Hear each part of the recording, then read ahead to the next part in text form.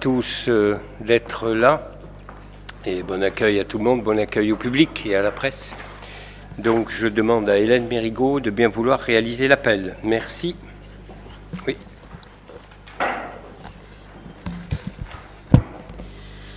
Bayon de Noyer Yves. Présent. Biel Marie-Hélène. Bresson Laurent. Mérigot Hélène présente.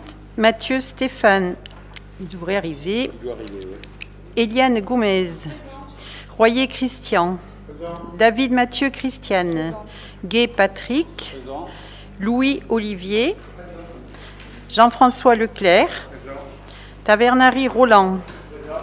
Fortuné Françoise a donné pouvoir à Marie-Hélène Biel. Jacques Nicolas. Blanes Thierry a donné pouvoir à Jean-François Leclerc. Villon Patrick. Vedel Chantal. Lecomte Florence a donné pouvoir à moi-même. Gomez Lionel. Andrzejewski Reynaud Florence. Pereira Elisabeth. Rémy Laurent. Bourdelin Sylvie. Schneider Estelle. Bouillet Marine. Ripoll Bruno. Agoguet Fernaillon Véronique. Elamili Neza. Elle va arriver. Claire Pierre. Très bien. Très bien, je vous remercie. Donc avant de démarrer ce conseil municipal, je vous propose de tenir une minute de silence en mémoire des 4 victimes de l'Aude. Ça s'est passé il y a 4 jours chez nous. Les 15 qui ont été blessés, les 4 qui sont décédés, dont le lieutenant-colonel Beltrame. Et puis permettez-moi d'associer également la mort de Madame Knoll, je ne sais pas si vous l'avez vue, qui a été tuée alors qu'elle a plus de 90 ans et parce qu'elle était juive. Donc voilà, elle a été assassinée dans la région parisienne. Donc il n'y a pas de grade dans l'horreur, mais c'est du même niveau. Donc je souhaite qu'elle soit associée à notre mémoire dans cette minute de silence. Merci.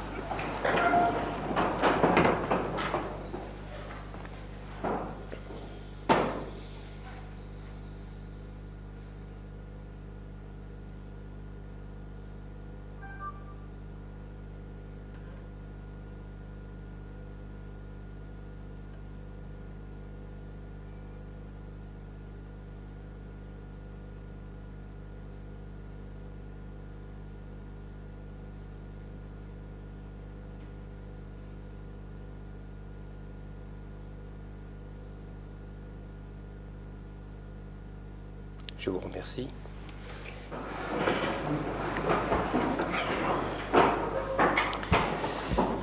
Malheureusement, je pense que c'est la 4e fois depuis 2014 que nous sommes amenés à faire une minute de silence pour ce type d'assassinat. Voilà. Très bien. Donc, nous ouvrons l'ordre du jour de ce conseil. Donc, le premier point, c'est la validation du compte-rendu de la séance du 27 février dernier. Donc, y a-t-il des questions, des commentaires? Donc, je soumets à votre vote. Y a-t-il des oppositions, des abstentions? Donc, approuvé à l'unanimité, moins une voix. Moins une voix. Voilà. Donc, c'est la majorité. Ça s'appelle comme ça. Voilà. Monsieur Mathieu, nous vous souhaitons un très bon accueil. Après, nous avons le dossier communication des décisions du maire, qui sont au nombre de 12 sur le mois écoulé. Y a-t-il des questions? Oui, Madame Agoguet, je vous en prie. Vous avez branché le micro, oui. Oui, par rapport à la décision 2018-10 concernant la sécurisation de l'agence postale, pouvez nous rappeler les termes de la convention qui liait la Poste et la mairie du Thor pour les travaux? C'était pas juste un brut de béton, enfin.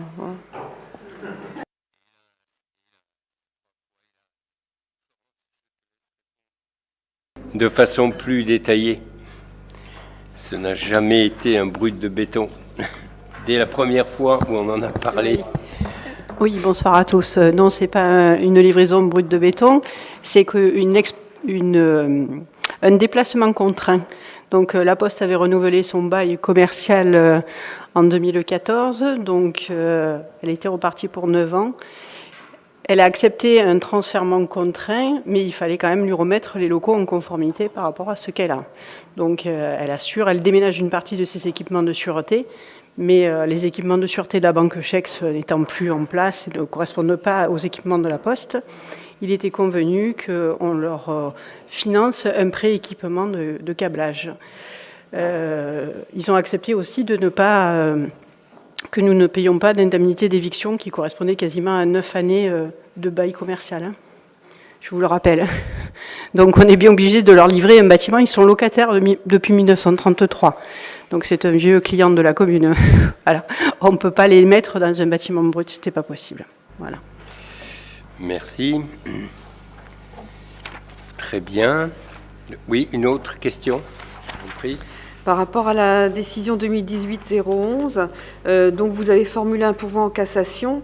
Donc quel était le sens de la décision de l'instance précédente, enfin du tribunal, la cour d'appel? Alors, ce n'est pas nous qui avons produit un pourvoi en cassation, donc c'est la société Helios, puisque nous avions gagné en cour d'appel. Et donc, l'entreprise Helios ayant... je dirais, réaliser ce pourvoi en cassation, nous sommes amenés à nous défendre, bien évidemment, et c'est la raison pour laquelle nous avons désigné un avocat pour défendre nos intérêts. Mais c'est sur une décision de justice qui nous était favorable. Oui, est-ce qu'on pourrait avoir les décisions de justice, les consulter? Je les ai demandées en mairie, mais bon, je n'ai pas eu de réponse pour l'instant. Est-ce que c'est possible de pouvoir les consulter pour... Vous les avez demandées comment? Moi, j'ai rien reçu, hein, donc... Je les ai demandées par téléphone et puis j'ai fait un mail pour confirmer que je voulais les consulter. Voilà, donc j'en parle ce soir là parce que c'est là, mais si on pouvait les avoir. Vous savez, la bonne procédure, c'est d'écrire au maire parce que c'est lui qui prend la décision, donc voilà. Donc moi, comme je n'ai pas eu de demande particulière de votre part, hein, donc, mais elles peuvent être consultées, bien évidemment, oui. Très bien.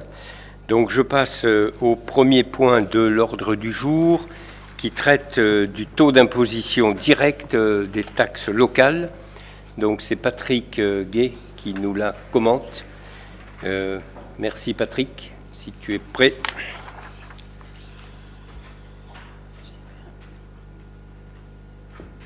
Tu l'as Patrick?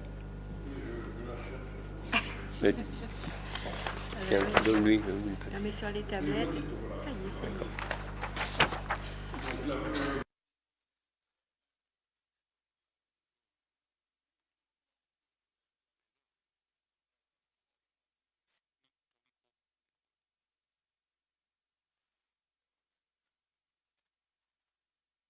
Le vote des taux est rendu nécessaire par la loi, bien que nous ayons déjà annoncé que les taux 2018 ne changerait pas par rapport à 2017, à la fois lors de la présentation du document d'orientation budgétaire et lors de la présentation du budget principal le 30 janvier dernier. Donc la délibération vise simplement à annoncer les taux et à les approuver. Donc je vais vous le lire. Dans sa séance du 30 janvier 2018, le Conseil municipal a adopté le budget primitif principal pour l'année 2018. Le produit fiscal attendu inscrit au budget était de 4 794 538 €. Ce produit a été établi à partir de bases estimées qui pourront être changées, qui vont nous être notifiées prochainement par le Trésor public, par la préfecture. Les taux sont maintenus par rapport, les taux d'imposition des impôts locaux sont maintenus par rapport à ceux de 2017. Pour la taxe d'habitation, le taux est de 18%, comme en 2017. Pour la taxe foncière bâtie, le taux est de 25%. Et pour la taxe foncière non bâtie, le taux est de 45%, comme en 2017. Avec application de ces taux, la commune se situe en dessous de la moyenne nationale et de la moyenne départementale pour la taxe d'habitation, comme pour la taxe foncière non bâtie, et un peu au-dessus des moyennes départementales et nationales pour la taxe foncière sur les propriétés bâties. Et vous avez un tableau qui vous donne le taux moyen départemental pour la taxe d'habitation qui est de 23,35 contre pour nous 18. La taxe foncière bâtie 22,96 pour le taux moyen départemental contre pour nous 25. Et la taxe foncière non bâtie 55,89 pour nous 45. Donc nous sommes en dessous du taux départemental, même pour la taxe foncière non bâtie, pour les trois taxes. Pour le taux moyen national, nous avons 24,38 pour la taxe d'habitation. Donc nous sommes en dessous. Taxe foncière bâtie 20,85. Là, nous sommes au-dessus avec 25%. Et taxe foncière non bâtie 49,31 pour le taux moyen national, alors que nous sommes à 45% pour la taxe foncière non bâtie au niveau local. À ce jour, les services fiscaux de l'État ne nous ont pas encore transmis les bases d'imposition pour 2018, donc il est difficile de calculer la recette prévisionnelle effective qui correspondra à la réalité, qui résulte de la multiplication des bases par les taux. Lors du prochain conseil municipal, une fois les bases notifiées, elles le seront bientôt, il est à prévoir la modification du produit attendu au budget, soit à la hausse, soit à la baisse, on n'en sait encore rien, inscrit au budget primitif en fonction de celle-ci. De toute façon, les taux devaient être adoptés avant le 15 avril. Donc le prochain conseil municipal ayant lieu à la fin du mois d'avril, nous étions obligés de prendre cette délibération aujourd'hui, au conseil municipal du mois de mars. Donc je vous prie de bien vouloir en délibérer. Merci Patrick. Je rajoute une information puisque le montant des bases nous a été communiqué ce matin. Voilà, donc c'est tout frais, tout chaud, mais ça n'a pas pu être intégré dans cette délibération puisqu'elles ont été envoyées jeudi dernier. Donc pour votre information, c'est vraiment presque au centime près l'évaluation qui avait été réalisée par les services. Nous aurons une recette très légèrement supérieure de 120 ou 150 euros sur les 4,7 millions. Donc la précision de la prévision était remarquable. Voilà. Donc c'est quand même une information que je vous devais puisque nous l'avons reçue tout récemment. Y a-t-il des questions? Oui, je vous en prie, Monsieur Ripoll. Ça n'est pas une question, mais une justification de mon vote, qui sera un vote contre. Car effectivement, si nous pouvons nous réjouir du maintien du taux des bases cette année, je n'oublie pas qu'elles sont alignées, que ces taux sont alignés sur les taux de 2017, donc taux que vous aviez relevés de façon importante, et ce, malgré les promesses que vous aviez pu effectuer en campagne électorale lors des dernières municipales. Voilà. Très bien. Donc je soumets à votre délibération pour l'année 2018 les taux des taxes directes locales qui sont prévus, soit 45% pour la taxe foncière sur les propriétés non bâties, 25% pour la taxe foncière sur les propriétés bâties et 18% pour la taxe d'habitation. Donc y a-t-il des oppositions? Donc 3 oppositions. Des abstentions? Non. Donc adopté à la majorité. Je vous remercie. Le point suivant traite d'une convention de mise à disposition d'un marché de fourniture d'acheminement d'électricité sur le fondement d'accords cadres à conclure avec l'UGAP. Et donc c'est Jacques Nicolas qui nous la présente. Merci.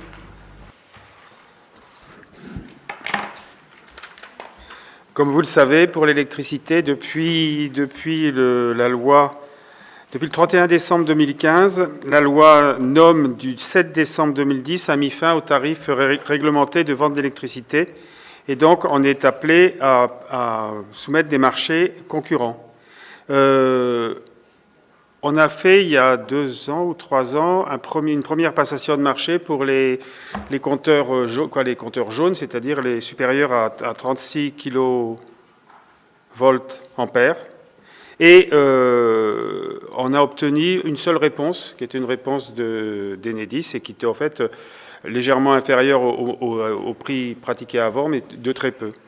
Là, on a l'opportunité de passer par l'UGAP. L'UGAP, c'est je crois que c'est l'union des groupements d'achat publics, c'est-à-dire qu'ils sont capables de négocier des marchés beaucoup plus importants, sur des bases beaucoup plus importantes, et on espère par là avoir... Donc ça nous dispense de la procédure d'appel d'offres, et on étendra cette passation de marché aux tarifs des compteurs dits bleus, c'est-à-dire les consommations un peu plus faibles. Donc la convention qu'on va demander au maire de signer, c'est une convention qui va permettre justement de recourir à l'UGAP pour ce marché-là.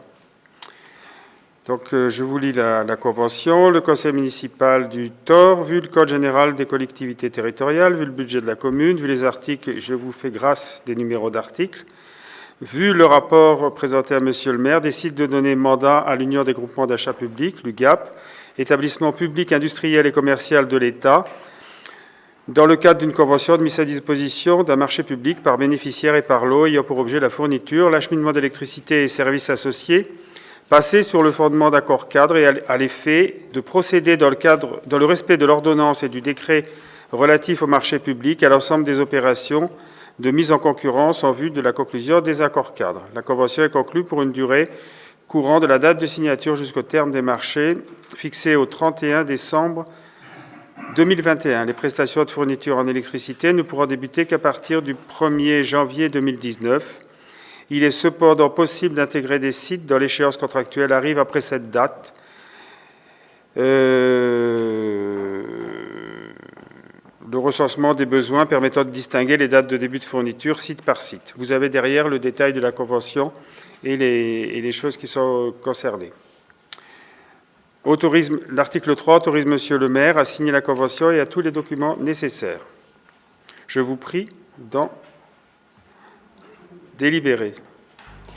Merci. Y a-t-il des questions? Oui, madame Agoguet. Alors, il y a deux questions en fait. Je n'ai pas compris dans la convention quelle était la rémunération de l'UGAP pour cette prestation. Et d'autre part, je te dis les deux, et puis est-ce qu'il y a la possibilité aussi de choisir du renouvelable à hauteur d'un pourcentage? Est-ce que vous avez fait le choix de recourir à l'achat d'électricité renouvelable? Alors là, c'est une colle. Je pense que l'UGAP se rémunère, mais je ne sais pas à quelle hauteur, puisque c'est un groupement d'achat. Je ne sais pas quel est son pourcentage, mais je me renseignerai, je te le dirai. Et je ne sais pas non plus si on a...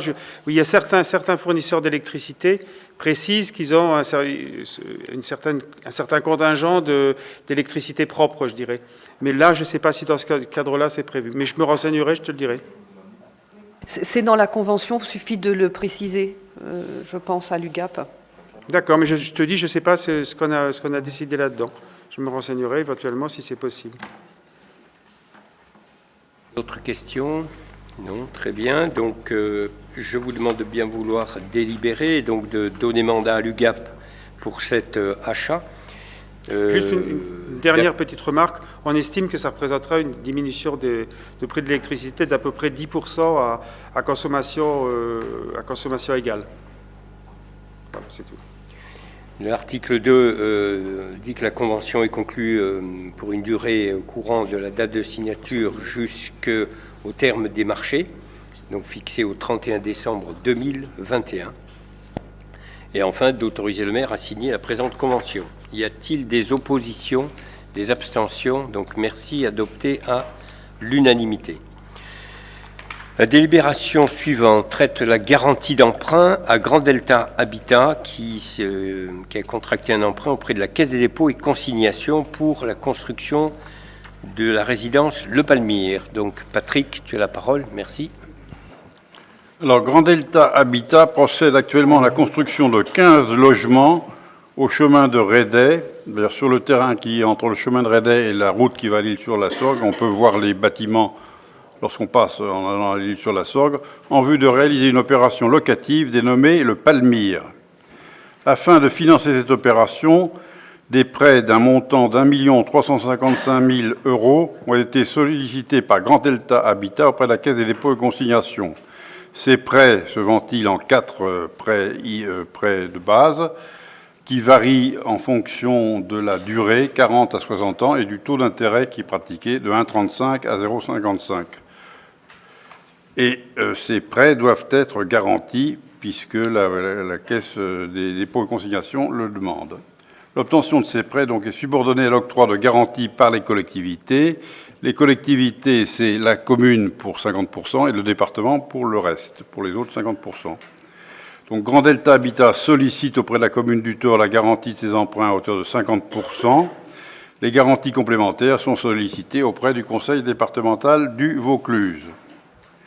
Alors, il faut savoir que les sûretés qui sont exigées, non d'ailleurs pour les constructions, mais pour les autres emprunts concernant la commune, sont parfaitement respectées, et puisque, par exemple, la somme des annuités réelles de la collectivité, des emprunts déjà engagés et la première annuité de l'emprunt nouveau ne doit pas dépasser 50% des recettes de fonctionnement. La commune en est loin, puisque nous sommes au taux actuel de 16% d'engagement de garantie sur des emprunts, 16% donc des recettes de fonctionnement. Au vu de l'intérêt de cette opération de construction et du risque minime qu'encourt la commune en accordant sa garantie, Grand Delta Habitat étant une entreprise solide, je vous propose de répondre favorablement à cette demande et de prendre les délibérations nécessaires accordant la garantie de la commune pour le remboursement des emprunts cités ci-dessus. Une convention est en annexe de la délibération et elle donne tous les détails. Je vous propose également d'autoriser le maire à signer les conventions avec Grand Delta Habitat concernant ces garanties d'emprunt et les modalités de remboursement par cet organisme des sommes éventuellement avancées par la commune. Je vous prie de bien vouloir en délibérer. Très bien, merci Patrick. Y a-t-il des questions? Oui, Monsieur Ripoll. Bon, il n'y a pas de difficulté sur cette phase de demande de garantie d'emprunt pour la construction de logements sociaux. Simplement, je me demandais pour la suite comment la mairie allait articuler son action compte tenu de la tutelle de la préfecture désormais. Est-ce que sur les anciens dossiers, vous avez une marge de manœuvre ou est-ce que ça concernera que les nouveaux dossiers ou quel est le lien que vous aurez avec la préfecture au niveau en tant que commune carencée? Votre question est inaudible. Je comprends vraiment. D'abord, elle n'a rien à voir avec le sujet, strictement rien à voir, puisque là, on traite d'une garantie d'emprunt. Je suis désolé, on parle de construction à venir de logements sociaux. Non, mais. Donc, à propos, je peux poser une question indirecte. Non, vous avez le droit de poser une question, mais je voudrais qu'elle soit audible. La dernière fois que l'on a parlé de ce sujet, je comprends pas effectivement, j'étais peut-être pas audible, mais vous nous aviez pas dit clairement que le passage en commune carencée de la commune du Thor supposait une tutelle de la préfecture, puisque moi je pensais que cette possibilité-là était à l'horizon de 3 années, des 3 années à venir. Mais j'ai lu dans la revue municipale, j'ai bien vu dans la revue municipale que nous étions sous tutelle de la préfecture sur les constructions de logements sociaux. Non, mais, ou je me trompe? Monsieur Ripoll, ça n'a rien à voir avec le sujet. Si vous voulez, on peut parler de la culture du petit pois aussi. Bon, attendez, on est en conseil municipal. Donc, si vous voulez poser une question qui traite de la décision préfectorale sur la commune carencée du Thor, vous avez la possibilité de la poser cette question, mais pas à propos d'une délibération qui traite d'une garantie bancaire. Donc, c'est vous qui le dites, je ne suis pas d'accord. Cette garantie bancaire, cette garantie d'emprunt, elle se fait dans le cadre d'un projet de construction de logements sociaux. On est bien d'accord. Donc je peux bien poser des questions sur ce projet. Qui est en cours de finalisation, ce dossier. Le dossier Palmyre est en cours de finalisation. Voilà. Donc c'est 18 logements qui vont être réceptionnés, Christian, je ne sais pas, mais très prochainement, quoi. Dans ce cadre-là, ils finalisent leur emprunt et ils demandent notre garantie. Ils doivent être livrés en novembre de cette année. Voilà. C'est le seul sujet qu'on peut traiter là. Si vous avez une question plus complète, mais je ne la refuse pas du tout, posez-la, écrivez-la et on vous répondra. Mais ne mélangez pas tout. Sinon, ça fait une espèce de cacabouillat qui ne sert à rien, là. La question, elle était sur le rôle de la préfecture, maintenant que la commune est sous tutelle, sur est-ce qu'elle n'agira que sur les futurs dossiers de construction, ou est-ce qu'elle a déjà une action sur les anciens dossiers pratiquement aboutis, quoi? Eh ben, j'attends que vous me posiez votre question et j'y répondrai complètement. Voilà. Y a-t-il d'autres questions sur ce sujet? Très bien. Donc, je soumets à votre délibération le fait que notre commune puisse accorder sa garantie à hauteur de 50% pour le remboursement d'un prêt d'un montant de 1 355 509 € qui est souscrit par l'emprunteur auprès de la Caisse des dépôts et consignations Donc on rappelle les conditions qui sont apportées à cette garantie. Le Conseil s'engage également que pendant toute la durée du prêt à libérer en cas de besoin les ressources suffisantes pour couvrir les charges du prêt. Enfin, d'autoriser le maire à intervenir au contrat de prêt qui est passé entre la Caisse des dépôts et l'emprunteur et de signer la convention qui est annexée à la présente délibération. Donc, y a-t-il des oppositions, des abstentions? Merci, adopté à l'unanimité. Le dossier suivant, donc c'est Christian Royer qui nous le commente. Il s'agit du transfert de la compétence éclairage public au syndicat d'électrification vauclusien. Merci Christian. Dans sa séance du 21 février 2017, le Conseil municipal s'est prononcé favorablement sur la modification des statuts du syndicat d'électrification vauclusien. Cette modification portait principalement sur l'ajout d'une compétence optionnelle, à savoir l'éclairage public. Le préfet de Vaucluse, par arrêté en date du 27 novembre 2017, a validé ces nouveaux statuts. Il s'agit à présent pour l'Assemblée de se prononcer sur la manière dont la compétence optionnelle éclairage public sera exercée par le syndicat au lieu et place de la commune. Dans le but de l'harmonisation des prestations à toutes les communes, le syndicat d'électrification a proposé 3 choix à toutes les communes. Option A, transférer au syndicat uniquement la compétence investissement. Option B, transférer au syndicat les compétences investissement et fonctionnement et conserver la compétence éclairage public. Ces options sont décrites dans les statuts du syndicat. Il est proposé au conseil municipal d'approuver le transfert de la commune de la compétence optionnelle éclairage public exclusivement au titre des travaux d'investissement, soit l'option A comprenant le développement et le renouvellement des installations et réseaux d'éclairage et en particulier la maîtrise d'ouvrage de toutes les installations nouvelles, création et extension, de la rénovation complète ou partielle et de la mise en conformité des installations existantes. Les inventaires, diagnostics et toute prestation d'études dans le cadre de l'exercice de cette maîtrise d'ouvrage, la passation de l'exercice des marchés afférents. Comme indiqué dans les statuts à l'article 2.2, les conditions financières pour l'exercice de ces compétences, et notamment en matière de subventions, de participation et de financement, sont définies par délibération du comité syndical et font l'objet d'une convention conclue entre chaque membre adhérent définissant les conditions d'intervention du syndicat. De plus, il est précisé dans l'article 2.2.1 des mêmes statuts que le transfert de la compétence engage la collectivité par période de 4 années tacitement reconductible. La reprise de la compétence se fait par délibération du conseil municipal avec un préavis d'information du syndicat ne pouvant être inférieur à 1 an avant l'expiration de la période de 4 ans. Les conditions administratives, techniques et financières de transfert et d'exercice de la compétence éclairage public par le syndicat d'électrification vauclusien sont rassemblées dans un document joint à la présente délibération. Parce qu'il faut enfin dire, c'est que c'est une régularisation de ce qui se passait auparavant, Mais la compétence maintenant est passée officiellement, la compétence éclairage public est passée officiellement donc au syndicat d'électrification, ce qui se passait depuis de nombreuses années. Merci Christian. Y a-t-il des questions? Oui, Madame Agouguet.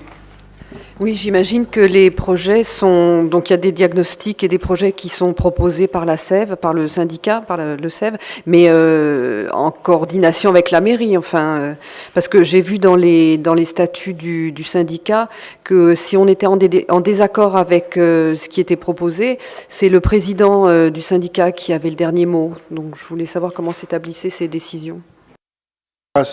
C'est que quand on paye une facture EDF, Enedis, il y a une quote-part qui va donc pour les taxes.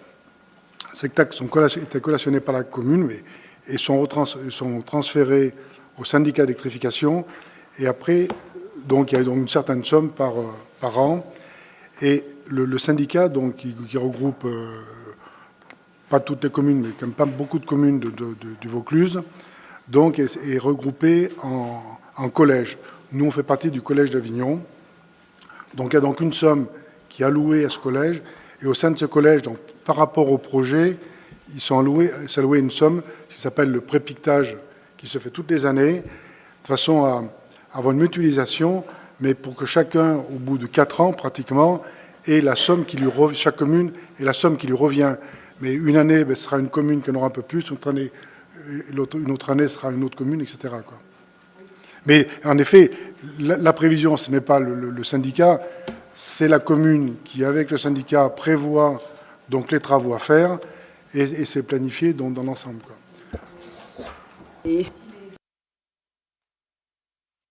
Si les autres communes ne sont pas d'accord avec le projet qui est établi pour le Thor ou inversement, est-ce qu'il y a un droit de veto ou un... Voilà.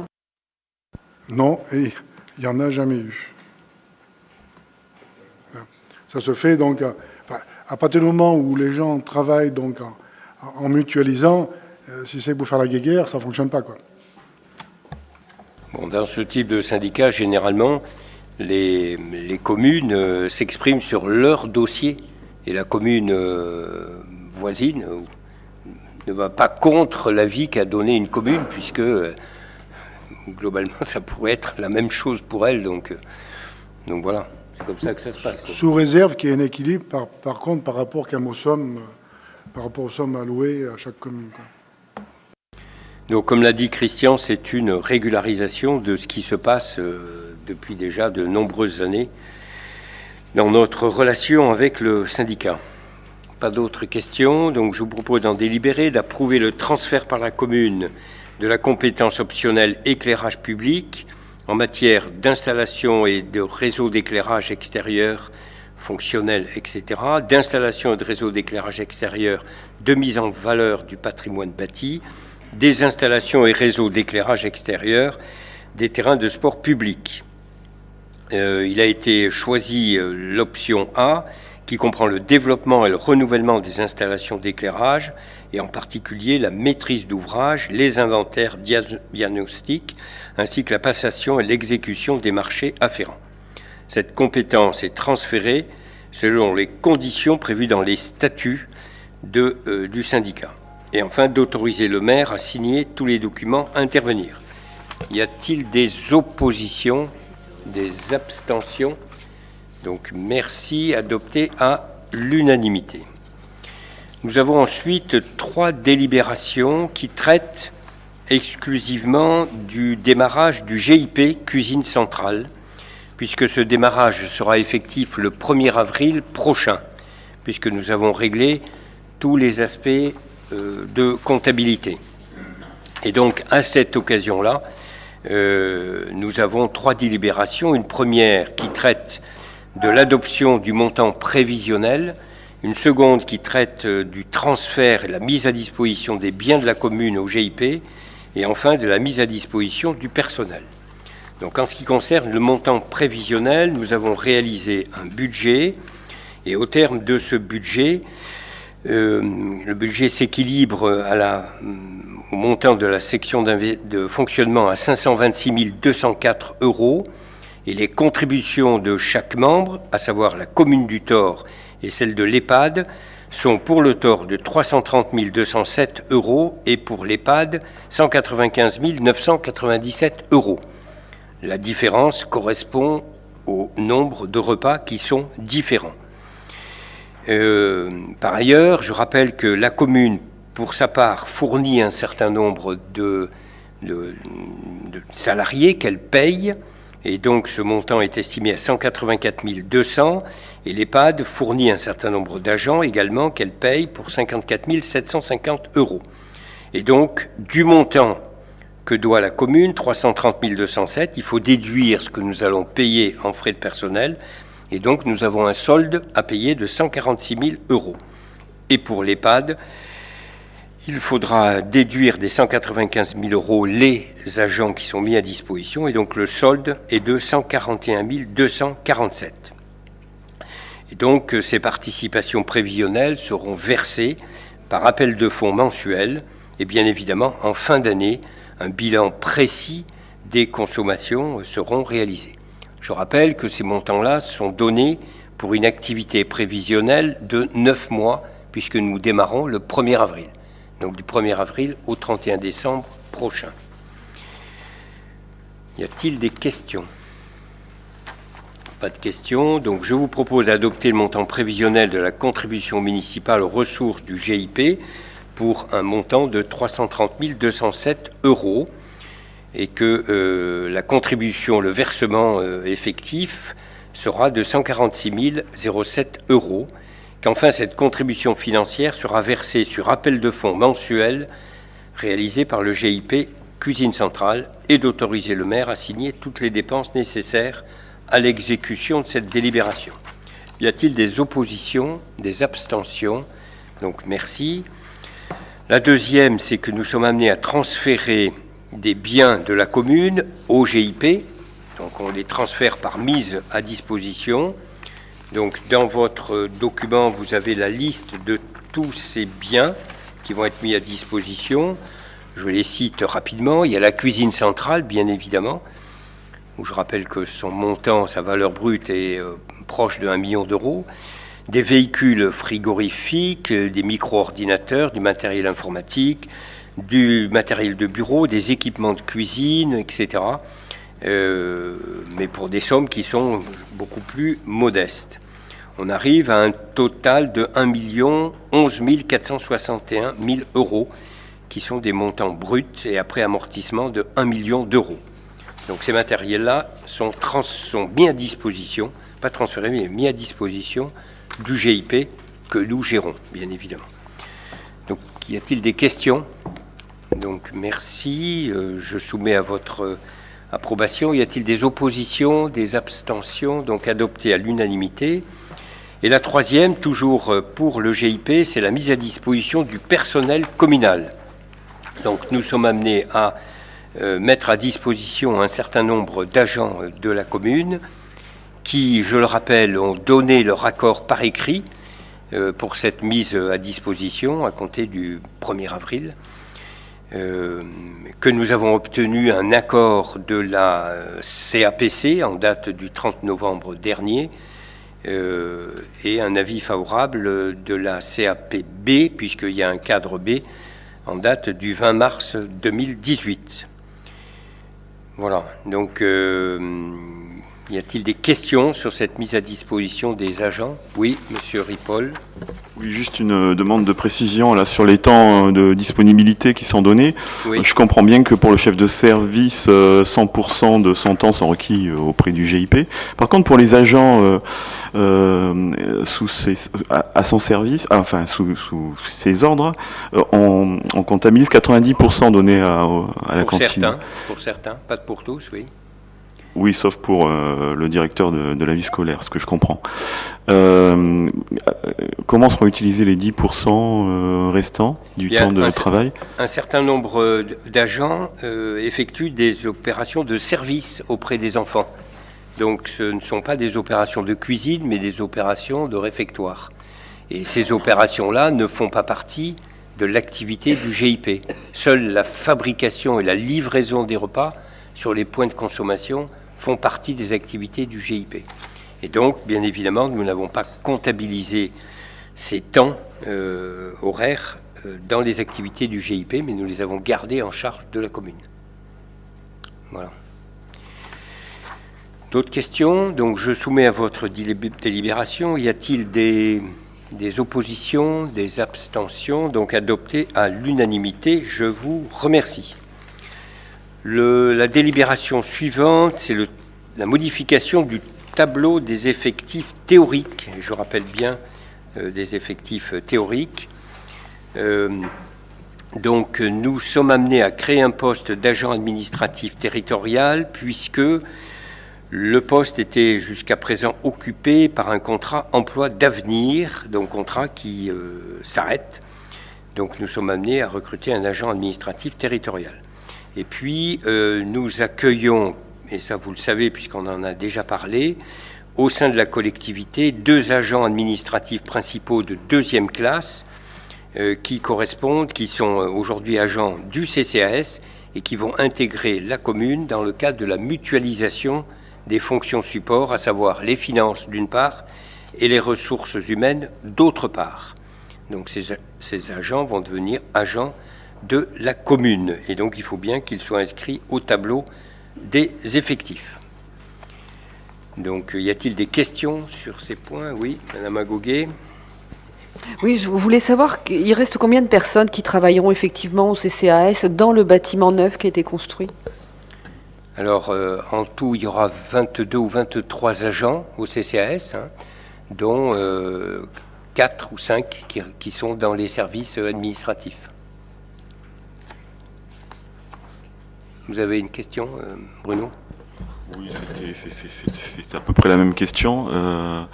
Les 2 agents qui viennent à la mairie ne feront que des tâches concernant la mairie ou continueront à travailler aussi puisqu'il s'agit d'une mutualisation pour le CCAS en question complémentaire? Ils travailleront pour la mairie et pour le CCAS. Donc on réduit les effectifs du CCAS. On réduit les effectifs du CCAS s'il y a 2 personnes qui viennent à la mairie. Ah oui, mais d'accord. Le CCAS a une réduction d'activité de 40%. 40% avec le transfert de la petite enfance. Donc il faut bien adapter nos moyens supports à cette réduction d'activité. D'accord? Sinon, c'est aberrant, quoi. Si on laisse les mêmes fonctions support avec 40% en moins d'activité, on va droit dans le mur, quoi. Oui, le transfert de la compétence, effectivement, mais ça concernait surtout les crèches, donc c'était des gens qui déjà ne travaillaient pas dans le bâtiment du CCAS, non? Mais bien sûr, mais attendez, vous avez raté un grand épisode, bien évidemment, parce que les 15 ou 16 personnes qui travaillaient à la crèche, il fallait les rémunérer, il fallait les gérer en matière de ressources humaines, il fallait effectuer la comptabilité des activités de la crèche. Et donc, ces activités-là représentaient 40% de l'activité globale du CCAS. Attendez, je termine. Cette activité disparaissant, puisqu'elle est complètement transférée à la crèche, et les agents supports n'ayant pas été transférés à la communauté de communes, les agents supports n'ayant pas été transférés à la communauté de communes, il a bien fallu trouver une réorganisation. On ne pouvait pas les laisser 40% du temps à ne rien faire. Je ne veux pas polémiquer, mais vous ne pouvez pas utiliser ces personnels de la crèche qui sont déjà dans un autre bâtiment pour dire il faut bien diminuer l'effectif du CCAS. Enfin, je ne comprends pas. Là. Mais la crèche, le service de la crèche, qui est basé à l'Arlequine, bon, il dépendait du CCAS. Il était sous la responsabilité de la direction du CCAS. Administrativement, la paye, toutes les ressources humaines étaient faites par des agents du CCAS. La comptabilité était faite par le CCAS. Ce service crèche disparaissant, eh bien, les fonctions support du CCAS se retrouvent amputées de 40% de leur activité. Donc nous avons pris la décision d'optimiser en mutualisant avec la commune. Voilà. Ça répond à votre question? Oui, ça répond. Si on se replace au niveau de l'intercommunalité, donc, les crèches sont maintenant gérées de façon administrative et financière par l'intercommunalité. Oui. Avec le même service que ce qui existait auparavant. Il a été créé un service spécial pour les crèches? Oui, bien sûr, bien sûr. Ils ont créé... Et à ce niveau-là, il y a eu des recrutements, des reprises d'agents Oui, bien sûr. Il y a eu des reprises d'agents, il y a eu des postes différents qui ont été créés, puisqu'il a fallu créer une coordination pour les 5 crèches, etc. C'était une activité, une directrice. Voilà, c'est 70 agents qui ont été transférés des communes à l'intercommunalité. Oui, je vous en prie. Oui, bonjour. Ce qui veut dire que lors du transfert à l'intercommunalité, n'ont pas été transférés l'équivalent de ces services administratifs? Ont été transférés que les activités proprement dites de garderie? Non. Les agents, par exemple, pour illustrer ça, que vous compreniez, la directrice du CCAS occupait une partie de son temps pour faire fonctionner la crèche. Bon. Donc ceci a été valorisé. Lorsqu'il y a eu la mutation, on n'a pas muté la directrice du CCAS. On n'a pas muté. Bon, d'abord parce qu'elle n'a pas candidaté. Bon, elle aurait pu. Et d'autre part, parce que nous avions besoin, pour faire fonctionner le CCAS, de maintenir une direction. Donc voilà. Et donc c'est la même chose pour les fonctions support de ressources humaines d'une part et de comptabilité d'autre part. Mais comme ces fonctions-là ont été allégées très significativement, donc nous les avons rapatriées, nous allons les rapatrier sur la commune pour faire jouer la mutualisation. Et donc ces deux personnes vont travailler et pour le CCAS, puisqu'il faudra continuer à faire la paye, etc., et la comptabilité, et aussi pour la commune. Oui, quand même. Je suis surpris que... Enfin, je comprends qu'on ne divise pas des personnes en deux, hein, mais qu'il n'y ait pas des équivalences quand même qui aient été transférées. Moi, ça me surprend, là. Voilà. Et oui, mais comme vous l'avez dit justement, c'était même pas les diviser par deux. Il fallait les diviser 60%, 40%. Bon, c'est quelque chose de difficile, hein. Donc, bon, j'avais pas compris tout à fait, excusez-moi. Donc, ces deux personnes qui arrivent à la mairie, physiquement, vont continuer à travailler encore un peu pour le CCAS. Oui, bien sûr. Ce que je comprends, parce qu'effectivement, bon, on est sur des missions dédiées, enfin importantes pour la population.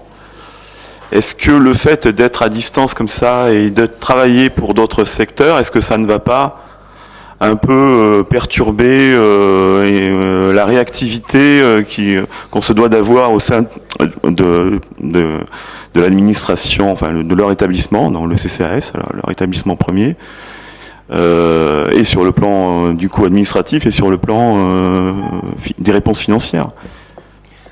Écoutez, je pense que ça va au contraire accélérer. Bon, d'abord, la distance. Vous savez que le CCAS déménage à un jet de cailloux de la mairie, là. Hein, donc, on va être à 20 mètres ou 30 mètres. Bon. Par ailleurs, vous savez peut-être qu'il y a des entreprises qui détachent leurs services comptables ou administratifs aux Philippines. Bon, c'est pas notre cas. Hein. Bon, boulevard Gambetta, c'est pas les Philippines. Hein. Bon, voilà. Et troisièmement, nous avons prévu des câblages avec fibre optique qui nous permettront d'être complètement connectés. Et c'est pas beaucoup plus loin, c'est peut-être même mieux que les agents de la DGSE qui sont à l'autre bout de la place, ou ceux qui sont au stade ou au Bourdis, ou voilà. On va être à 30 mètres, quoi. Voilà. Je pense pas qu'on puisse parler d'éloignement. Je veux pas polémiquer là-dessus. Mon problème, c'était pas l'éloignement en tant que tel. Le problème, c'est que le CCAS est un établissement public très particulier. La mairie, bon, effectivement, elle a des services un peu dans toute la commune. Les services se sont agrandis, il a fallu trouver des nouveaux locaux, etc., ce que je comprends. Par contre, les objectifs de solidarité au niveau du CCAS, c'est quelque chose qu'il faut préserver à tout prix. Enfin, je pense que vous êtes d'accord avec moi. Donc, est-ce que le fait de ne pas être dans la structure, ça ne remet pas un peu en question bien le CCAS lui-même, puisqu'on sait très bien, dans ces temps de restrictions budgétaires, qu'il faut trouver effectivement au niveau des communes des solutions, et quelquefois le CCAS est sacrifié, quoi, hein, dans ces calculs. Excusez-moi, monsieur Ripoll. Je vais vous dire, nous ne prendrions pas cette décision, j'accepterai votre question. Parce que si on ne la prenait pas, ça veut dire que, globalement, on chargerait inutilement le CCAS. Inutilement. Et donc vous diriez, dites, c'est ridicule, vous chargez en dépenses de personnel alors qu'on devrait pouvoir les optimiser. Et cette charge exceptionnelle qu'on va créer va se faire au détriment de l'aide sociale. Donc le fait, au contraire, d'optimiser, et dans un cadre bien géré, puisque, comme je l'ai dit, à une vingtaine de mètres, ça veut dire qu'on va libérer des moyens pour mieux remplir l'objectif social du CCAS. C'est exactement l'inverse. Exactement. Voilà. Donc, ce point ayant été vu, je vous demande donc de prendre acte de la modification du tableau des effectifs du personnel communal et bien évidemment, on dit que les crédits nécessaires à la rémunération et aux charges correspondant aux emplois sont bien assurés dans le budget 2018. Y a-t-il des oppositions, des abstentions? Donc 2, 3 abstentions. 4 abstentions. D'accord. Donc adopté à la majorité. Après, nous passons aux subventions de fonctionnement aux associations tauroises. Donc la première, c'est pour le sport. Donc c'est Stéphane qui la commente. Merci. Merci Yves. Bonsoir à toutes et à tous. Bon, comme d'habitude, cette délibération concerne des demandes de subventions de fonctionnement pour les associations tauroises. Bon, là, c'est dans plusieurs domaines. C'est pas simplement le sport, c'est aussi la solidarité, la culture, l'enfance-jeunesse. Donc, monsieur le maire vous donnera exactement le nom des associations au moment de la lecture de l'article. Tout ce que je peux dire, c'est que pour la plupart, ce sont des demandes forfaitaires de 250 €, hormis pour l'Union sportive tauroise qui demande bien évidemment 6 000 € dans le sens où ils ont une école de sport et c'est indexé à un pourcentage de leur bilan prévisionnel. Voilà. Donc, je vous prie de bien vouloir en délibérer. Très bien, merci. Y a-t-il des questions ? Donc, je vous propose d'attribuer aux associations tauroises une subvention de fonctionnement pour l'année 2018 selon la répartition que vous avez donc sous les yeux. Donc, y a-t-il des oppositions, des abstentions ? Donc, merci pour eux. Le deuxième, c'est... Elisabeth, je crois que c'est toi qui le dis. C'est Eliane, pardon. Eliane. Donc, c'est toujours pareil dans les subventions aux associations.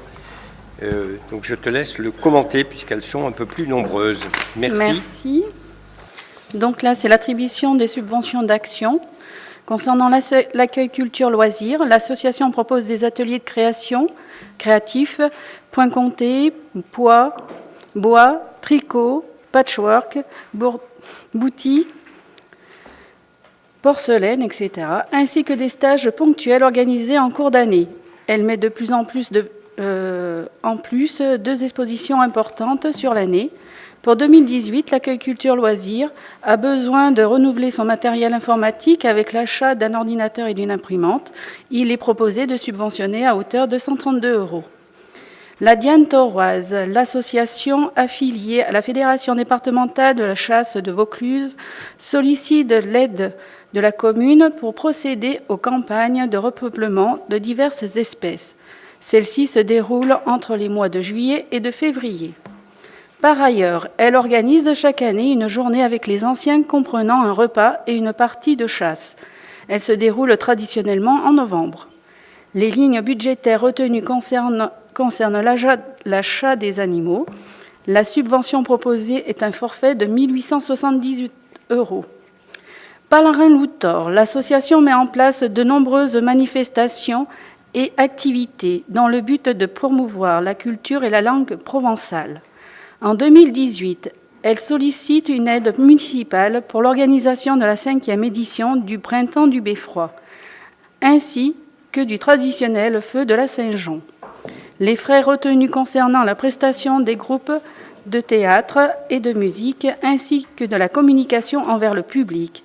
Pour ces 2 actions, il est proposé une subvention de 300 €. Pour le site de Touzon, cette association s'engage depuis 1987 à protéger, maintenir, restaurer, mettre en valeur et animer les prieurés de Touzon et son site. La colline est fréquentée par de très nombreux taurois et visiteurs. C'est pourquoi l'association a mis en place diverses activités et animations pour mieux faire connaître le site, tant sur le plan historique que pour sa qualité environnementale. L'association ouvre aussi régulièrement chaque mois le monastère afin qu'il puisse être visité. Pour 2018, un chantier de jeunes bénévoles venus de Rempart et du CADA de Cavaillon permettra de surélever et de prolonger différentes parties du double mur d'enceinte. Le projet prévisionnel est de 18 636 €. Compte tenu du plafond des aides de la commune, le montant de la subvention proposée est de 2 160 €. Les Amis Réunis. L'association des Amis Réunis accueille tout au long de l'année des personnes âgées du Thor. Elle offre à ses 107 adhérents la possibilité de se rencontrer et de passer des moments conviviaux ensemble. Un local est mis à disposition par la mairie dans l'immeuble attenant la salle des fêtes. En 2018, l'association va organiser plusieurs fêtes pour les anniversaires de ses membres, ainsi que pour Noël, avec l'animation musicale, et est proposé un montant de 455 € pour la subvention. Les fourmis et les cigales, l'association organise tous les 2 mois une animation pour les résidents de la maison de retraite, afin de fêter des anniversaires et de passer un moment musical convivial. Le montant proposé pour la subvention est de 600 €.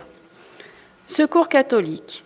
L'équipe locale du Secours catholique participe à l'aide et à l'accompagnement de personnes en situation de pauvreté et de précarité sur le territoire.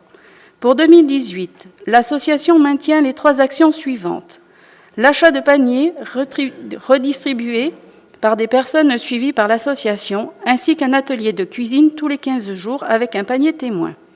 Cet atelier cuisine permet d'échanger des recettes et d'apprendre à cuisiner de façon équilibrée à moindre coût. Le montant proposé de la subvention est de 545 €. L'atelier couture, avec des achats de matériel et fournitures de décoration. Le montant proposé pour la subvention est de 100 €. L'organisation de journées ou demi-journées de sorties conviviales pour proposer aux personnes seules ou et isolées des temps de rencontres fraternelles. Le montant proposé de la subvention est de 100 €. Je vous prie de bien vouloir en délibérer. Merci. Y a-t-il des questions? Pas de questions. Donc, souhaitez-vous un vote article par article ou acceptez-vous qu'on vote globalement les subventions sur toutes les associations? Globalement. D'accord. Très bien. Donc, je vous propose, après en avoir délibéré, d'attribuer les subventions comme ceci a été listé. 132 € à Accueil Culture Loisirs, 1870 € à l'association Diane Tauroise, 300 € à Parlarin-Loutor, 2160 au site de Touzon, 455 les Amis Réunis, 600 € les Fourmis et les Cigales, et enfin 545 € pour l'association locale du Secours catholique. Donc y a-t-il des oppositions, des abstentions? Donc merci, adopté à l'unanimité, et les associations vous remercient chaleureusement. Et notre dernière délibération, donc Jean-François, c'est celle qui concerne la convention pluriannuelle, donc pour 2 ans, avec l'association Ambiance Tauroise, dit Comité des Fêtes. Merci. L'association Ambiance Tauroise, Comité des Fêtes du Thor, fonctionne maintenant depuis 3 ans et participe à la dynamisation du centre-ville au travers de ses diverses animations. Une première convention portant sur les années 2016-2017 a permis l'organisation des manifestations suivantes: la fête nationale de l'attelage, la fête de la musique, la fête nationale, le festival de la Sorgue, la fête votive et des animations liées aux fêtes de fin d'année pour les enfants. En 2017, l'association a initié une nouvelle manifestation nommée Concours de chant après accord de la mairie. Cette manifestation a remplacé la fête de l'attelage. Sur l'ensemble des opérations festives organisées par Ambiance Tauroise et sur les deux années passées, les bilans qualitatifs et quantitatifs sont positifs. Aussi, la commune souhaite poursuivre cette collaboration en adoptant une nouvelle convention portant sur les années 2018-2019, qui définira les relations en termes de financement et de moyens matériels pour l'organisation des événements festifs sur la commune. Il est donc proposé une subvention de fonctionnement pour réaliser le projet de l'année 2018 de l'association de 27 648 €. Le projet et le budget prévisionnel sont détaillés dans la convention pluriannuelle 2018-2019 que vous trouverez en annexe. De plus, Ambiance Tauroise prendra en charge l'organisation de l'édition 2018 du Festival de la Sorgue sur le Thor. Le financement prévoit une subvention de la communauté de communes qui se monte à 3 500 € ainsi qu'un financement de la commune. Il est proposé une subvention forfaitaire de 2 000 €. Concernant les moyens matériels, la municipalité continuera à mettre à disposition d'Ambiance Thoroise, gratuitement, des locaux qui feront l'objet de conventions spécifiques. L'association en tant que telle pourra également solliciter la mise à disposition de matériel de façon ponctuelle, en se référant au protocole municipal de réservation qui est prévu à cet effet. Le projet de convention pluriannuelle 2018-2019, que vous trouverez en annexe à la délibération, précise les engagements et les rôles de la commune et d'Ambiance Thoroise.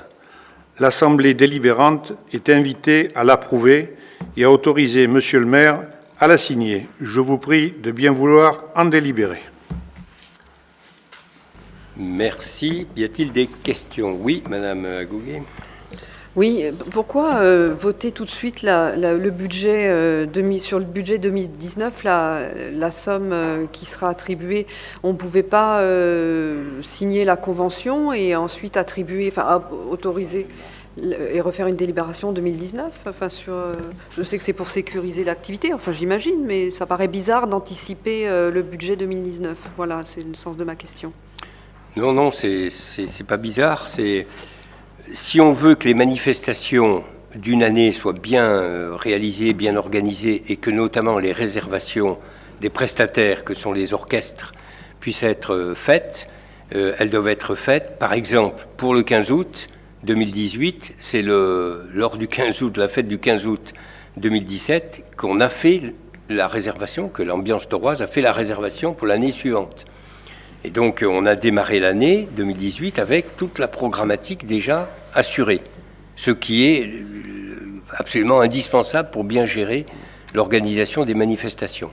Mais comment pourrait-on, puisque nous sommes un subventionneur extrêmement important, à hauteur de 85 ou 87% de l'association, comment la présidence de l'association pourrait s'engager pour l'année suivante si elle n'a pas un engagement de la collectivité de l'accompagner dans son budget.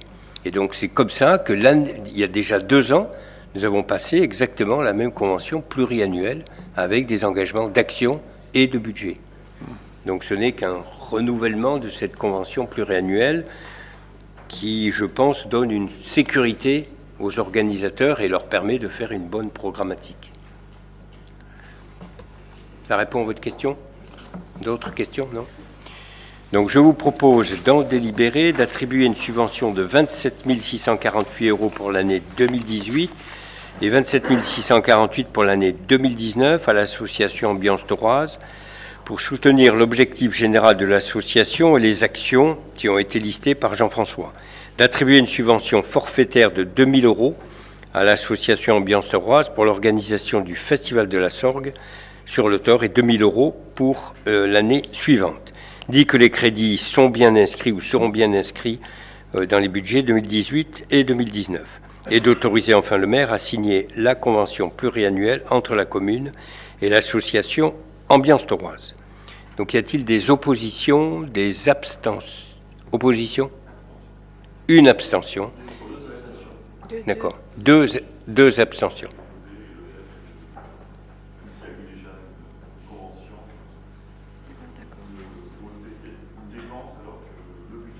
N'a pas été voté.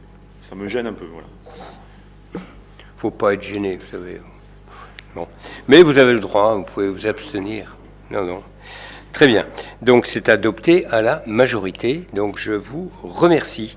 Nous arrivons donc à l'issue de ce conseil municipal. Je rappelle que le prochain est le 24 avril à 19h. Y a-t-il des documents à signer? Oui, comme chaque fois, vous avez des documents à signer. Merci de votre présence et bonne soirée.